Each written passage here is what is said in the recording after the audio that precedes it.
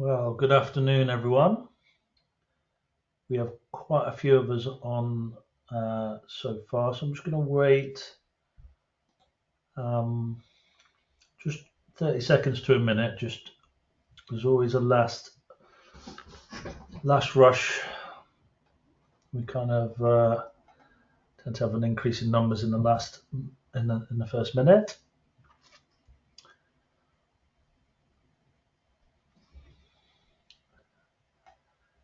There we are. Okay,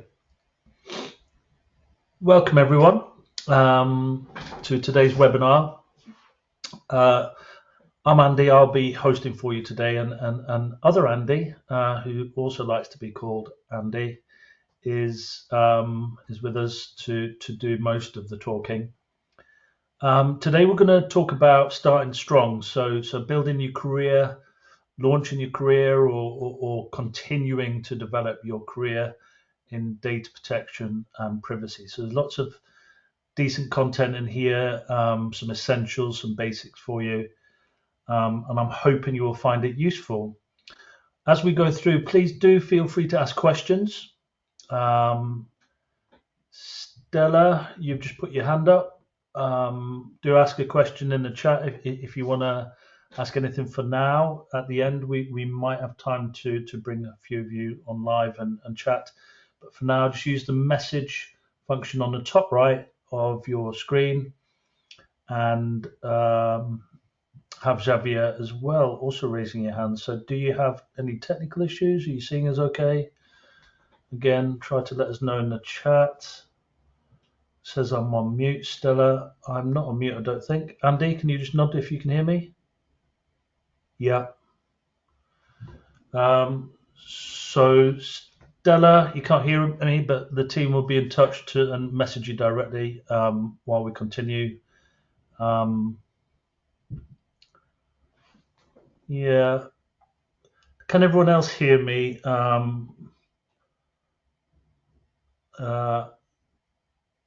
yeah.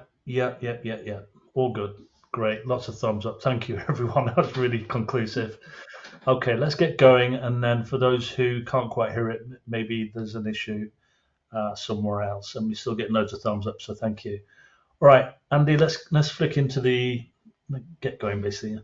So, like I said, I'm Andy Johnson. I am the divisional director for the training division for IT governance. So we specialise in education on the topics of cyber, data protection, and information security.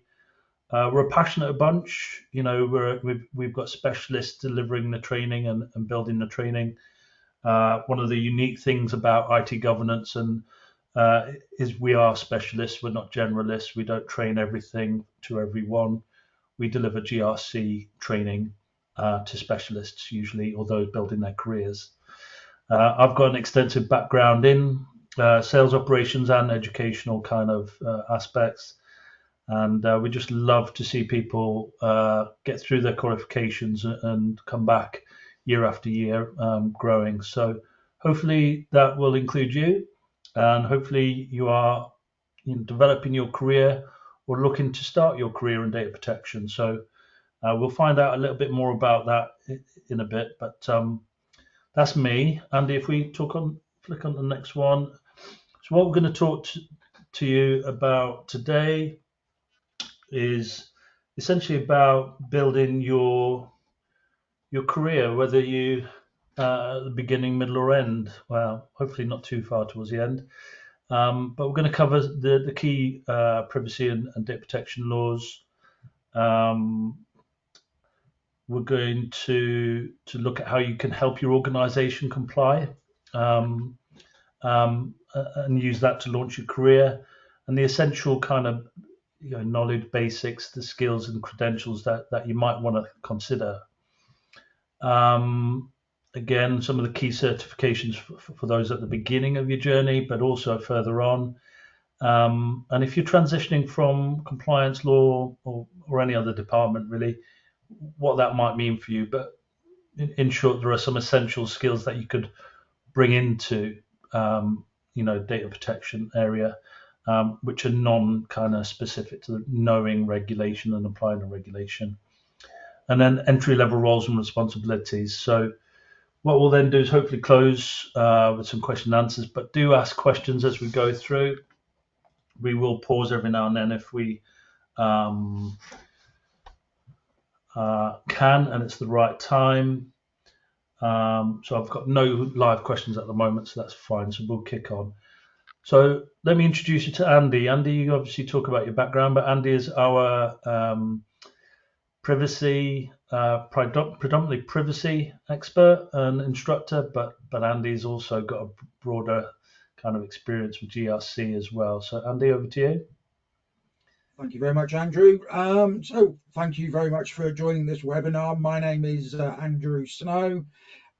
My history, if you like, I spent 30 years in the British Army. However, I've been involved with the world of data privacy since 1998 under the old Data Protection 98, for those that may have heard of it. Certainly we're within the world of GDPR. I have worked with just about every type of organization you could think of in the public and private sector, whether that's insurance, whether that's the police, whether that's the aero industry, the schools, universities, just about everything, every type of organization you can think of in one way or another, I have assisted with them. Whether that's looking at how to implement GDPR within the business or going on and training people within the business so that they fully understand what their obligations are. And as the slide says, I've certainly, within IT governance since joining in 2018, I have had the pleasure of training, it says 2,500 individuals. I think it's slightly more than that these days. But it's been an absolute pleasure bringing people along on that journey, and hopefully a journey that you're going to jump onto with our courses. When it comes to qualifications, ones that I've gained working with IT governance, certainly I'm a certified data protection officer and certified now DPO expert going through the career path.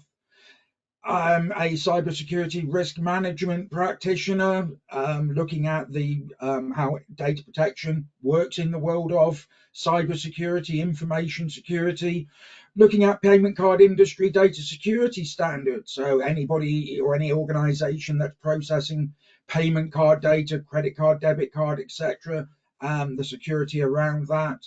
I am also a ISO 27001, which is an information security management system, which is an international standard, obviously being ISO, but I'm an implementer and auditor of said systems. And all of this has really helped me become the person I am today. And hopefully that's what we're going to find your pathway over the next couple of years, depending on where you are within that journey. So I'm just going to pass back to the other Andrew for a couple of polls. Thanks, Andy. So just to help us with some context as we deliver the webinar, and other Andy delivers the webinar. I feel like with the Chuckle Brothers Andy at the moment, so it's me to you. So we would like to understand your experience level, if you could, please. So if we could get the poll up, please, Mahela, and just give us your experience level to date. So there it is. It's popped up in front of you. Should only take 2 clicks. That's it. Cool, you're a quick bunch. So a good range of experience, and just going to leave it another 10 seconds or so. Yeah, good range of experience. We've got some people early in their career, some very experienced, 5 to 10 years, and one over 10 years. Well done. Okay, thank you. Let's end the poll there. So next up is okay. So you've got whatever level of experience. What qualified training have you got? Now it might not be listed here, so just select yes or other. But let us know kind of where you are on your qualification journey.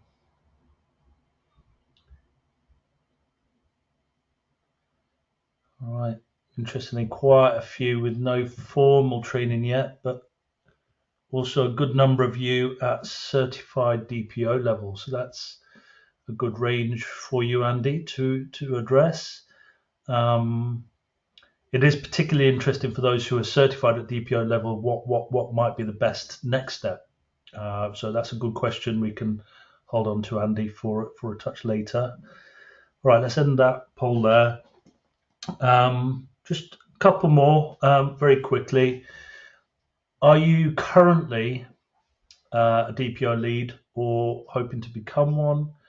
Now we've rephrased it like this because privacy lead really lent itself to the way the bill was going to change, but that might be reversed now with the change of government. But okay, so some of you aren't a privacy lead but have some responsibilities.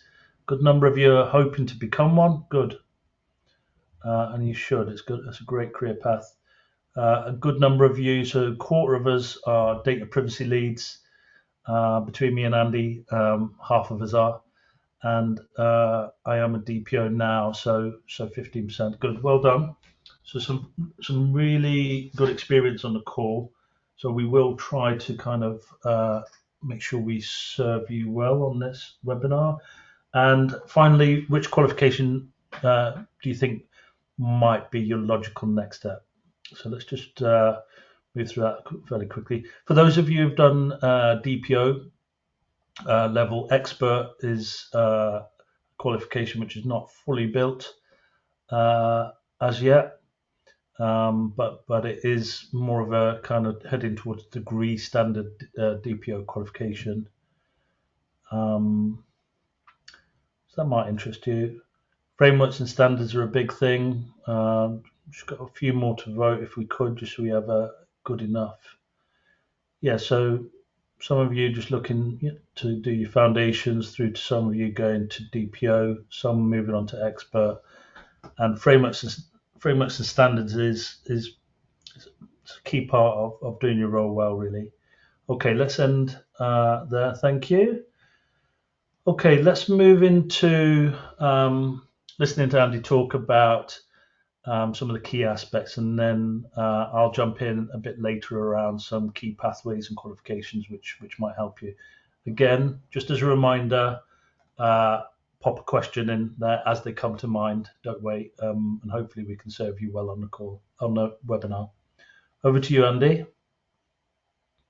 Okay, thank you very much, Andrew. So let's take a quick look at what do you need to know if you want to jump into this world of privacy.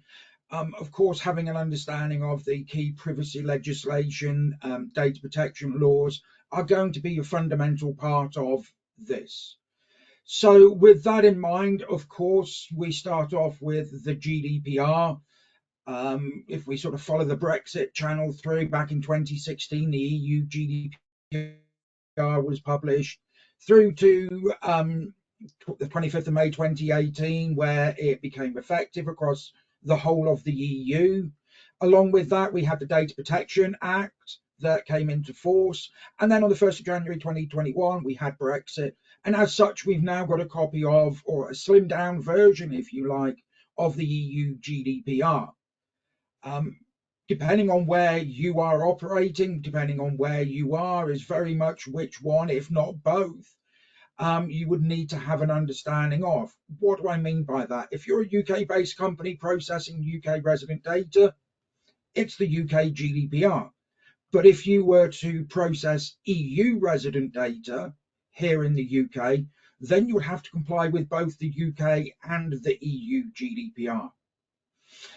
The Data Protection Act is the National Implementation Act, if you like, that enforces the GDPR, brings it into UK law. That's broken up into 7 parts. However, really for us in the privacy world, we would only need to have an understanding of part 2, which covers the general processing. Yes, you've got part 6 that looks at the ICO and enforcement action, but really we need to have that understanding of the Data Protection Act part 2. And then we've got the Privacy Electronic Communication Regulations. Now that was came from the EU as a directive in 2002. Because it was a directive, it required national implementation legislation. So here in the UK, we've got the Privacy Electronic Communication Regulations of 2003. If you are doing marketing, if you are using cookies or similar technologies on your website, if you're a telecommunications provider or offering services on those, then again, having that understanding of what is in PECA becomes another privacy requirement. Cookies, similar technologies on websites are collecting IP addresses and other information, and IP address is personal data. The same as marketing. You're marketing to people that it may be an email address that uniquely identifies them. But really, the privacy laws apply where the data subject resides and where the data is processed or controlled. It's not about the nationality of the individual. It's about where are they resident. Now, we also, in the world of privacy, have data controllers. A data controller is a legal entity, a body that determines the means and purpose of a processing activity. I'm not wanting to get into too much of it, but they will decide such things as where to store that data, in what country are we going to process that data in, and is it an adequacy country or a third country? Then we've got data processors. They are processing on behalf of a controller. There will be a contract between the two. And of course, we've got the data subjects. So that could be you, the employee of an organization, or a customer, a client, a contractor of a controller.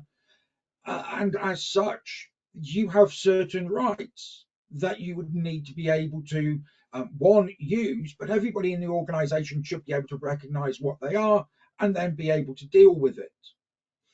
Now, just a quick note, under the GDPR in the top left-hand corner, you'll see a little note, the Data Use and Access Bill. You may be aware under the Conservative government there was a new data privacy bill coming through. They lost the election. That 300-odd page delete and insert document is now being thrown in the bin. The Labour Party have come in and introduced their own legislation. It's currently going through the House of Commons. It's already gone through the House of Lords. It's going to be going through the House of Commons. It's actually at the report stage at the moment. And at the moment, it's going to introduce 271 pages of deletes and inserts into privacy legislation, but also a few other pieces of legislation as well. Timeline for that coming in, we don't know. It could be here in a couple of weeks. It could be here in a couple of months. It could be here next year. It's something that we will need to monitor. So helping you, your organization, and you on your career. So when we're talking about the 3 pillars of career development, it is very much gain the knowledge, gain the experience, and build on those strengths. So certainly we can talk about the regulations, those ones I've just mentioned. You can look at going through some type of course program, the same as we have in IT governance, and you get the certification. You do your research on the ICO's website to look at recent cases, to see what companies are doing, where they're going wrong, and how that might impact you as an organization. Looking at the penalties and fines, some of them are quite substantial. Understand what the scope of the regulation is in the different jurisdictions that you're operating in. Again, the more countries you're operating in, the more laws, regulations that you may need to be looking at, but also related standards. Your organization may already be ISO 9001. You've got a quality management system. But then there are others like ISO 27001, the information security management system, that you could get yourself involved in and understand the information security within your organization. So get that experience, get copies of the relevant documentation, read it. Get involved in the DSARs, the data subject access requests, or any of the rights. Review your privacy policies, your privacy notice. If you can, reach out and get involved in data protection impact assessments. It is a vital part of understanding risk within the organization with the different processing activities. The ROPA, the record of processing activities, lists all of the different processing activities that you have, ensuring that and helping with that compliance. And get involved in any new projects wherever possible that are going to be using and processing personal data. Using your strengths, keep yourself organized, be meticulous, be process driven, but make sure you take a structured approach to this. Self-discipline is going to be a major part. I totally get reading policies, privacy notices, legislation is boring. It is not the most exciting thing in the world. But if it flicks your switch and it's something you're interested in, then yes, having that self-discipline to keep you pushing through is going to be necessary. Become reliable, become hopefully that point of reference within your business if somebody does have any questions, and keep yourself up to date, timely with what's going on in the world of privacy. Now, when we're looking at your organization, of course, we need to raise your knowledge above the level of those around you within your business. We need you to gain the experience, the exposure that builds on your profile and the credentials that you have. We want you to be the best person that you can be in your organization for all things privacy. So as we've already sort of said, get the knowledge, but make sure you understand that knowledge. The GDPR is written in a way that is open to interpretation. And as such, you're going to have to follow the ICO news feeds to keep yourself up to date because the understanding changes. So get that exposure within your business, ask questions, build on that experience and get the credentials that support you within the business. So clear guidance, make sure you're getting the facts that you need to ensure that you're providing it.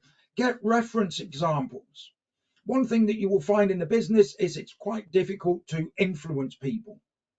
Of course, organizations should be running on it's the right thing to do, but sometimes you do need to get reference examples. If we don't do this, company X was fined X amount of £1 million for doing it. Build on your experience and get those qualifications.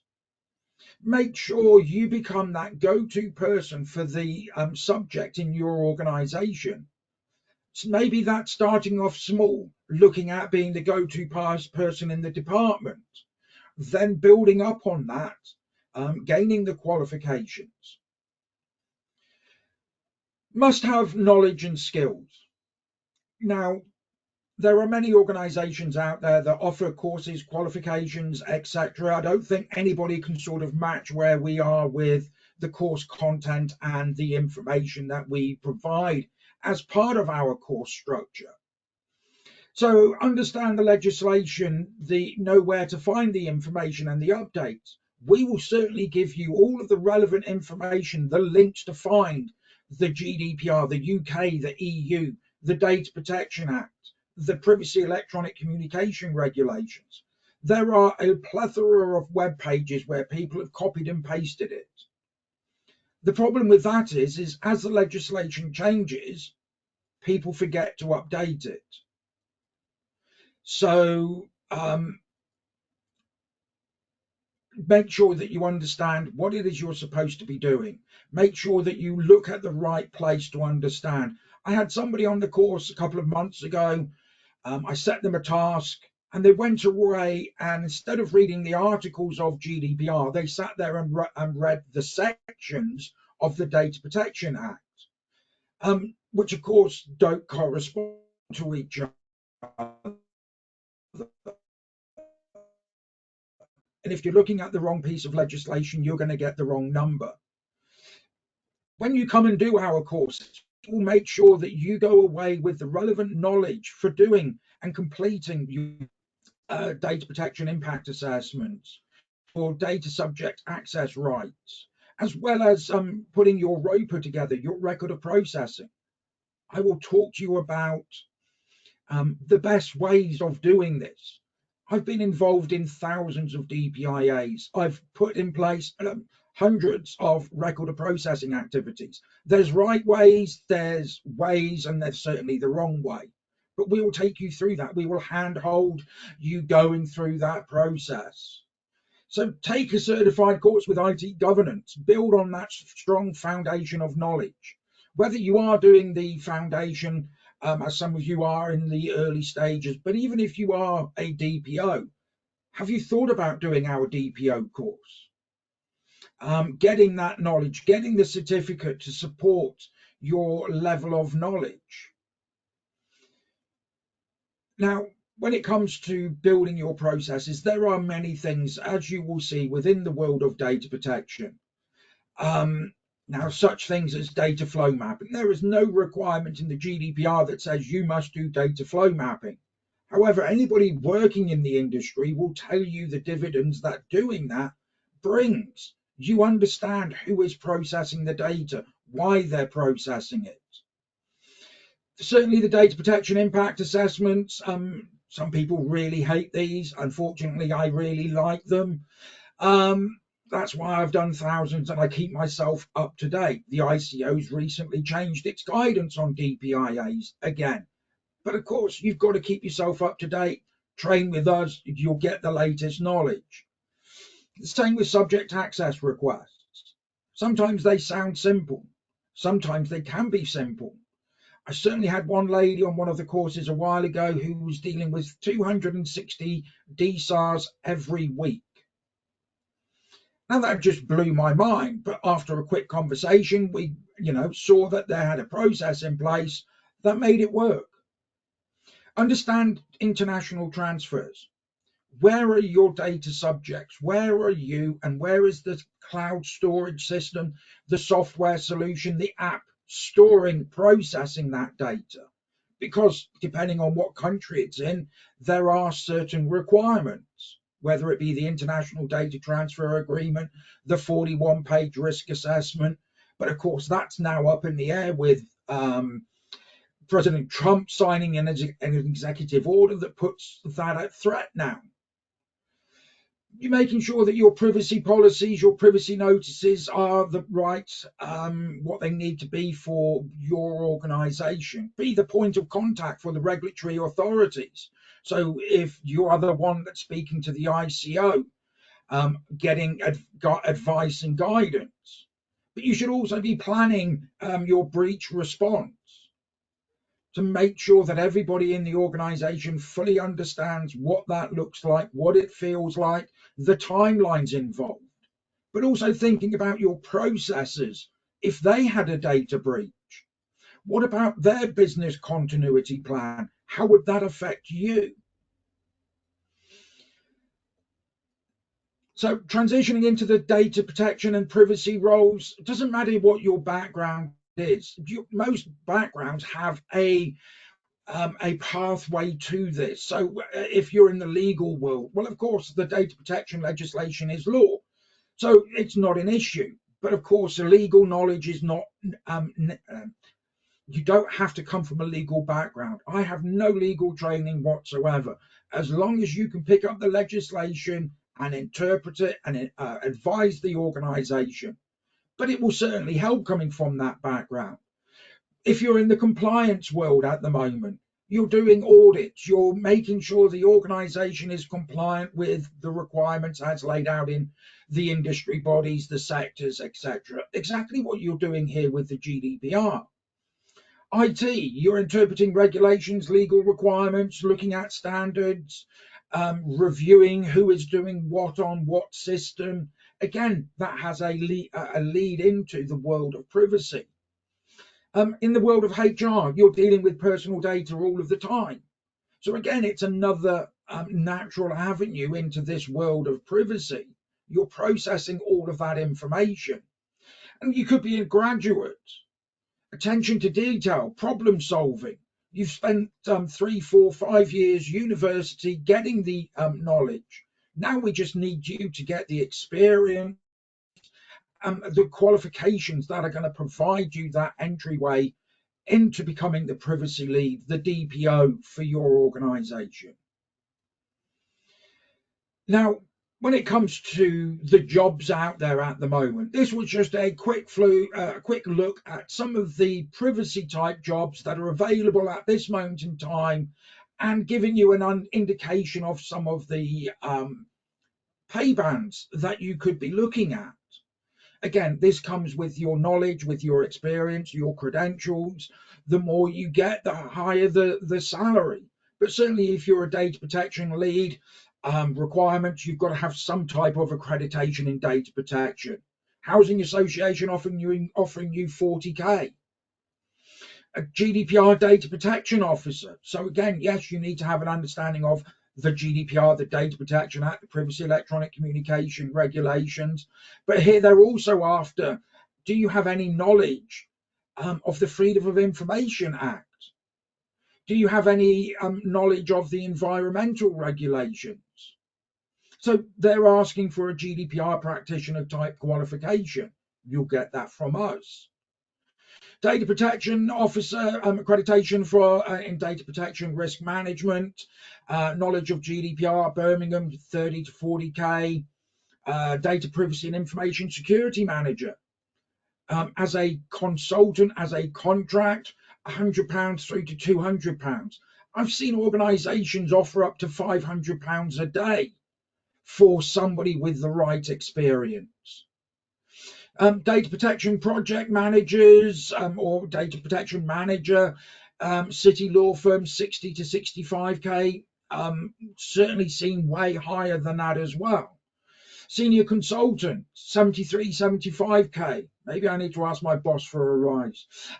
Moving on swiftly though, data protection manager, the more experience you have and gain working in your industry, in different industries, will certainly give you that knowledge and experience. And, you know, in this instance, they're offering 80 to 90k. So that could be a massive. Sorry to interrupt you there. Can I just kind of accentuate on a point here? It's there is a global cyber skills gap, and there is a growing skills gap, and it can, you know, the same can be said for data protection, in the fact that if you're a UK organisation, you need to comply. So somebody needs to know something about GDPR. So with that in mind, there is plenty of opportunity out there. Is kind of where I want to point at for those of you at the start of your journey, like Andy said, doing something towards contributing to reducing the risk of a breach or non-compliance in your business can be the start of your journey. And for some of you who are more senior on the call already, 10 years experience and qualified, you know, to DPO level and whatnot. Really what we're showing you here are just some baseline things, but Andy and I do see a lot higher than that in certain key sectors and industries. So really there is a good scope for a well-rewarded career, although, you know, the rewards are kind of in place of needing really good competence and knowledge, because you need to be good at this. So I just wanted to get that point across, Andy, on this slide, because obviously there are plenty of opportunities out there for everyone work-wise. So it's a great career to develop. It is, yes, quite right. So just moving on, so entry levels, roles and responsibilities. Whether you're in the public sector, the councils, the police, etc., legal, healthcare, housing, education, big consumer tech, financial service, they all require a data protection lead, failing that, a data protection officer. So think about starting off with being a data privacy analyst, help with data privacy analytics. So within that, you've got assisting with the development of policies, assisting with the process reviews, assigning the rights or assisting with the rights of the data subject. If somebody's putting in a right of access or a right of rectification, a right of erasure, they're not always applicable, depends on the lawful basis. When it comes to the data protection, privacy manager, data protection assistant, then really it is diving into those rights, creating and managing and assisting with the development of the record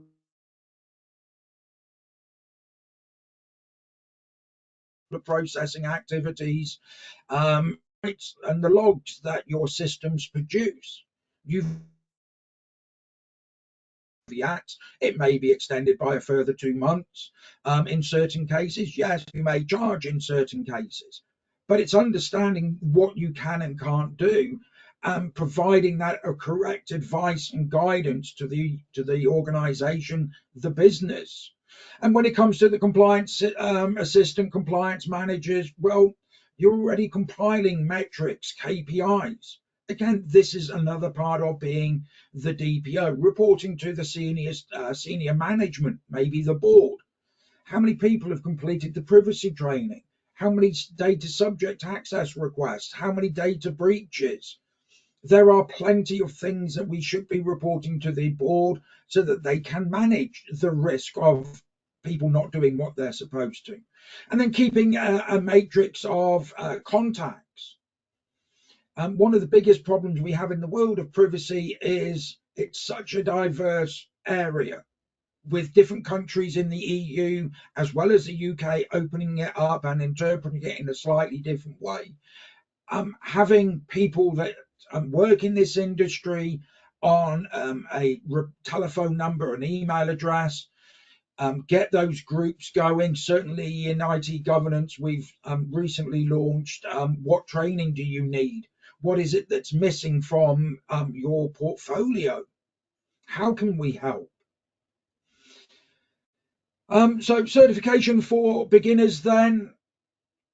I'm going to pass you back to the other Andrew. To me, to you. Thanks for that, Andy. Just a kind of point on, where can you start from building your career and how can you do that? As in any career or most careers, just getting exposure to it is a great starting point, and doing projects to support your business will give you some relevant experience. Doing it in the right way and doing the right things is a difficult thing to do. So you can obviously learn how to do things through qualifications, but also through a network of like-minded individuals. So part of developing is creating that network, and you can get that, when you attend your training course, you can stay in touch with your peers. We've got some very senior people on this webinar who I'm sure support more widely with their knowledge and how to do things. But just get started on something is kind of my point. Now that's in building up experience. In terms of qualifications or certifications, now I've got a question from Triona, so I'm going to answer that, Triona, now. But you can get foundation level, practitioner level, and data protection officer level training through a number of awarding bodies. So, Triona, you mentioned CIPPE, so for Europe. The qualifications we're showing you here are the International Board for IT Qualifications. And there's one or two others, but they're the kind of two big ones. And they're all at the same level. So you'll have some foundational knowledge training available to you out there. And, if and when you're ready, you can progress on to practitioner, which gives you probably a good 80% of what you need in the beginning. And then you can kick on to data protection officer level, which, by the way, is not restricted to those who only work for an entity or organization where it's required. You can gain this qualification because you're learning how to operate at that level. And obviously, if you build up experience at that level, you can then move on to a company or entity where it is required and it is mandated. I've just got another one on from Triana. Sorry, you did it with Andrew. Yeah, good. So, looking at those qualifications, that is your kind of core pathway, as you see there.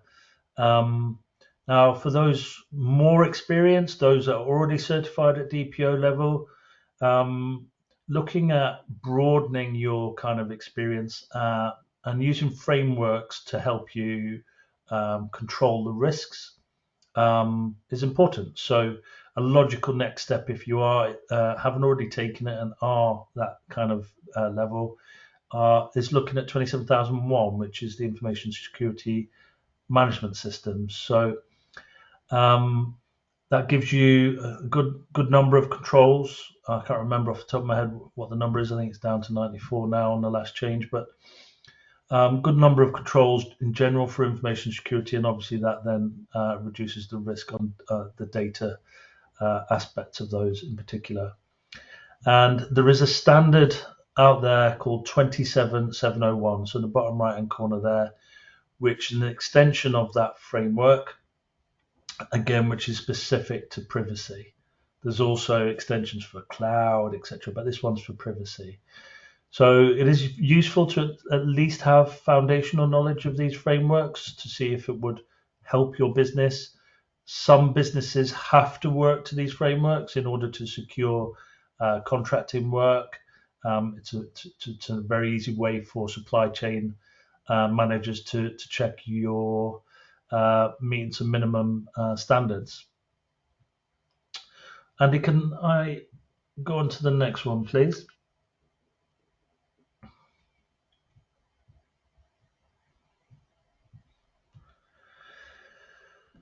Okay, so like I said, you have your core pathway leading up to expert, but you can broaden.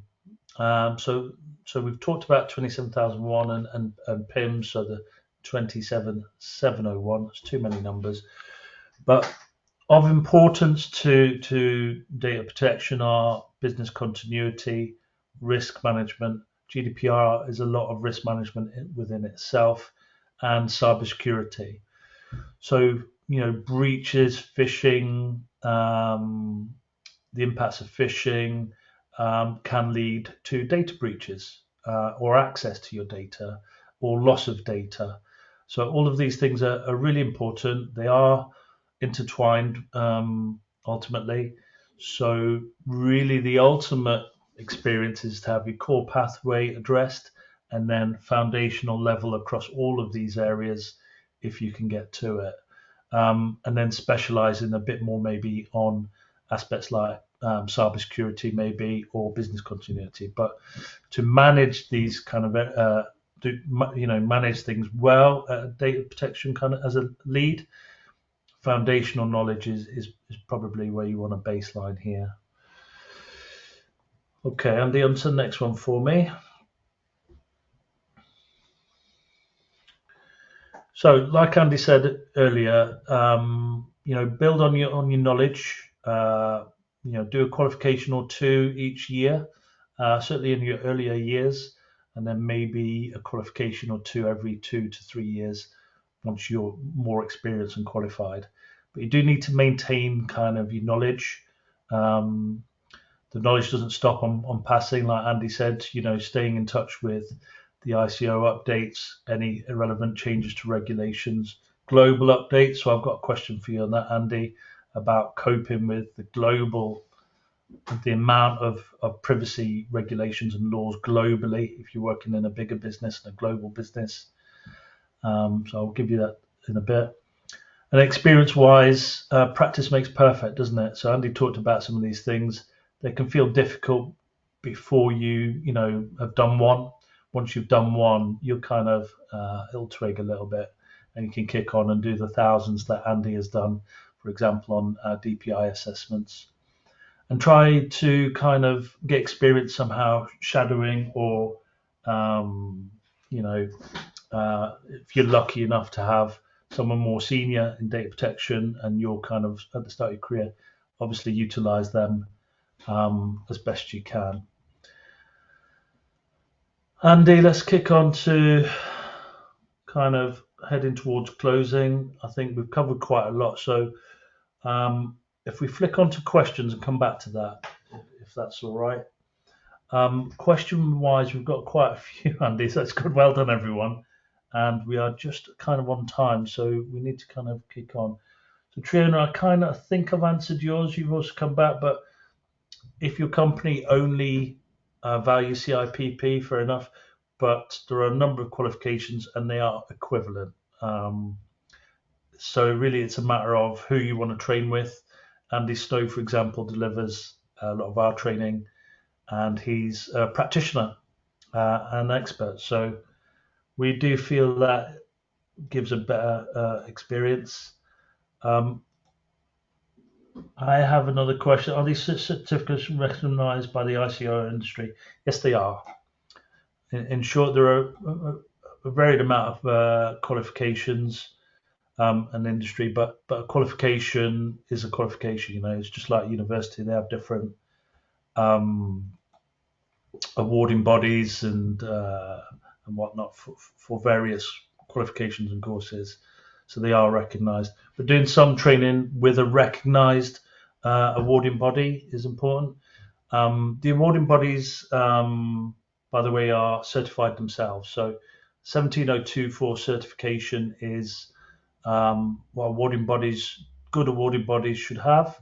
IBIT-GQ have that, so do IAPP, and then you can kick on the likes of BCS, SACA, ISC squared. They're all certified 17024. So that's the key thing if you're going to use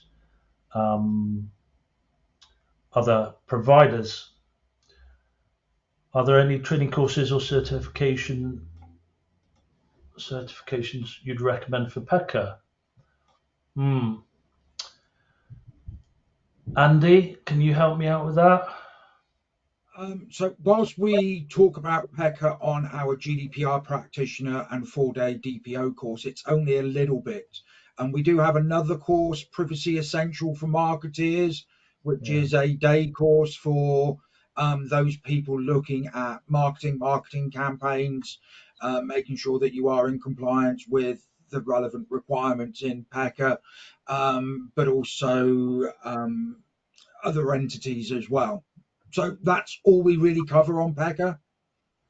Yeah, the Privacy Essential for Marketeers is a good one, but if it's for you as an individual, that's where to go. If it's for the company, then you know someone like Andy can do some bespoke training or specific training. Now, Andy, I had a question which we from Rachel.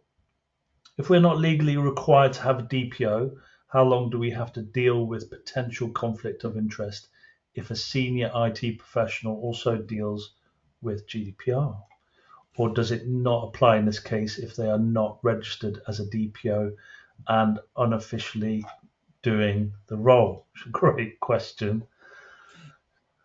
It is a very good question. Now, not wanting to get into the specifics, Article 37 gives us the requirements of when we have to have a DPO. However, two of those are open to interpretation because it uses things like large scale, and everybody's got a different view on what large scale is. There's no right. But if your organization said, right, we don't need a DPO, we need a privacy lead, a data protection manager, an information governance manager, somebody else that's got to be dealing with this, because somebody must be dealing with it. Now, the GDPR does allow for a conflict of interest if you are not a DPO. So I guess the question becomes, yes, I can have two roles, but which one takes the priority? Which one gets more of my time? thinking that GDPR, data protection legislation, is a risk-based law. It comes with fines. You're there to identify these risks to the board. So anytime that you're taking away from being the privacy lead is going to be an issue. And that's something that the organization should really sort of document or come up with a sort of guiding line that this is where most of your time is spent. Apart from that, it's very, very difficult, and I feel. Yeah. So it's a common question, isn't it, Andy, with a not so easy answer as such. But so I've got a couple more questions, and then we'll wrap up. But got a good question here from Vix. At present, I'm a senior manager at senior manager level in information security. If I start my career in data privacy, would I get the position on the same senior level, or do I have to start from the analyst? And the answer from me might be different to the answer from Andy Snow, but as ever, securing a role is never black and white. It's about the best candidate and about trusting competence or capability. Given you've got a background in information security, you have a massive head start as far as I'm concerned. I think building on that knowledge would be quite easy. You would have an accelerated path to being competent rather than having the role, but to achieve a good competence level and understanding of data protection, I think you would do very well given the grounding that you'll have. And from there, it's about how you pitch that into your current employer or the jobs you're applying for. But as ever, experience and the ability to talk about successfully managing risks and compliance according to GDPR or any other reg, that's where actual experience will, kick in. Some of the people we have 10 years of experience on this course, so compared to them, you possibly wouldn't get the job. But you never know. So it's not black and white, I don't think, Vix. Andy, anything different on that, or? No, I would totally agree with you. Certainly look at the get the courses under your belt, build on the experience, the level of knowledge. And in a pretty short time with your background, I'd imagine you would be pitching in at the same sort of level. It's just you've got to get that experience under your belt. That's the bit that people want. It's all well and good having the qualifications like most things. It's the experience that sits behind it that is going to be the key factor. Coming from that background that you're in, you've got that leg up the run already. Yeah. Right, I'm just going to move us through, Andy, because I know we're over, but I do want to finish answering these questions. Gareth, let's go back to the questions so I don't distract everyone. Gareth sent a question, which is a good one. Is there a course that can bring you up to the DPO role quickly, or do you need to go foundation GDPR, practitioner GDPR, and then DPO? So it depends on how much experience to start with, Gareth. If you are 10 years experience, but without the qualifications, then, the reality is you can probably do a DPO role as long as you're competent. But how do you know you're competent? Well, you'd have to take the exam and pass it. So, or you can obviously, just work on the fact you've got the experience. Now, if you haven't got the experience, it's recommended you do the qualifications exactly in that order. You can't get the certifications for a DPO unless you've got the certification for foundation practitioner, for example. So you do have to do them in logical order. If you have got lots of experience but not got the quals, you can fast track, but you still would need to do the foundation and practitioner, and then a DPO accelerated course. So it's a shortened DPO course. We'll send my email out to all of you if you want to ask me some questions directly. You'll all get my email. Don't do that on all webinars, but for this group, I can certainly be a point of reference to run some kind of ideas and discussion past. hopefully that helped, Gareth. But obviously, email me. I've got a lot of questions on more. So, what level of training would you recommend for a senior manager who has responsibility for data protection at a small company with no requirement for a DPO? The really short answer is foundation and practitioner as a basic, and potentially DPO, but not necessary. It's not essential. But like the broadening subjects I talked about, it depends on your company and kind of where the risks may sit or the opportunities for you as an individual. Um, so what I would suggest, Fiona, again, my email, thank you, is in there. Message me, and I'll arrange a quick chat with you and or Andy and maybe other experts. Um, okay, Andy, let's finish up. We've run over time, but I think that was a good sign. Lots of nice questions, a lot of interested things going on. So for everyone who's still with us, I think we've got a good 49. And if we could just, that's it. You can find on our website, you'll get this deck and the links in orange will lead you there. So you can get access to very good content, which is up to date, finger on the pulse stuff in the newsletter and updates from IT governance. Obviously, privacy articles. Join our social media. You'll see us announce changes and things in there. But for all of you who have joined us, you have from me to you an offer of 25% off any training you think you might need to support your growth this year. Now, some of you will work for a company that might pay for that.